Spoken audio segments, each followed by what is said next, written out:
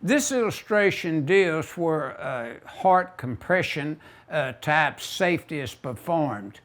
And notice the codes and standards that we would read on this would be OSHA 1926.950E, I believe. And also be aware that that section may have changed in the new 1926. Now, OSHA 1926.50C, little c, that section I believe is still the same, and 1910.269B dealt with the previous 1910 standard, and it will be right in that area for the new subpart R to 1910.269. And then, of course, the National Electrical Safety Code is the same, 410, Rule 410.B. Now, basically, if you want to perform the safety that we see here, to the left, you open up the airway, get it open. The tongue is attached to the lower jaw and floor of the mouth.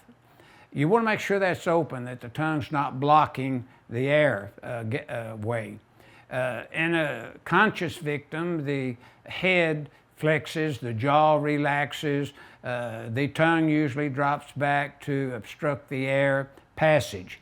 To restore breathing, the first thing to do is open the airway so that you have passage. And then the simplest and quickest method is lift the neck with one hand.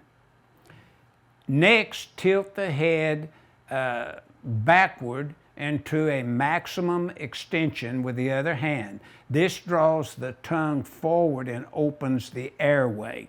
This should always be the first maneuver performed. Sometimes this alone will allow the victim to resume spontaneous breathing just automatically in some cases. Note one now, only a qualified trained person should perform artificial respiration on an injured victim. And usually the Red Cross is a good company, organization to come out and train you. I've been trained several times by the Red Cross on just basic safety and how to perform on a dummy that they bring such a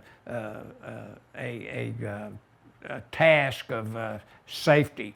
Now, to perform breathing, if the victim does not resume spontaneous breathing, start mouth-to-mouth respiration. In other words, when you're lifting that neck up and forcing that tongue to let the air in, sometimes the person will just automatically start breathing. It was just a blockage of the tongue that blocked the air passage.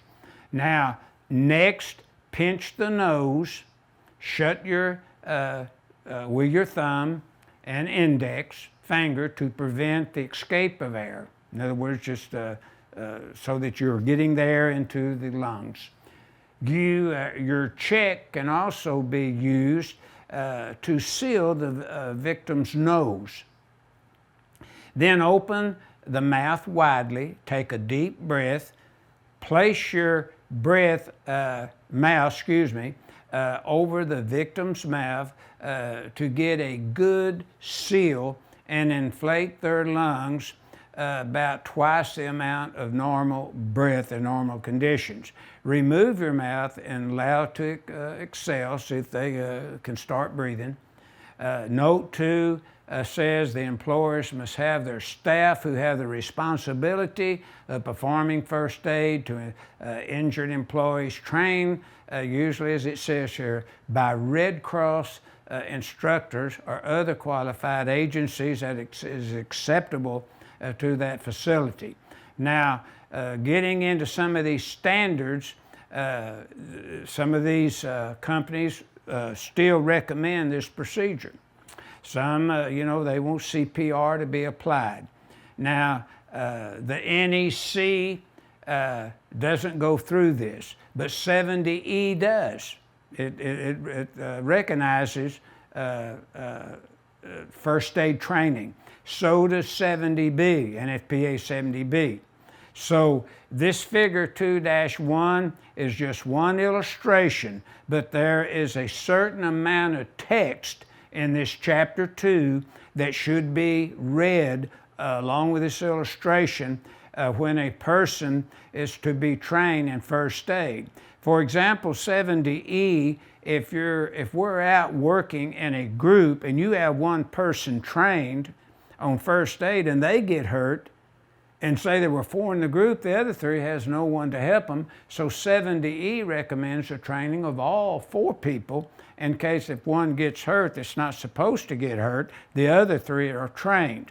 So this gives training for them. So this figure 2-1 is simply dealing with heart compression type techniques. You can also look at the CPR training also that's in the text of chapter 2. So that's basically what figure 2-1 is addressing in this illustration.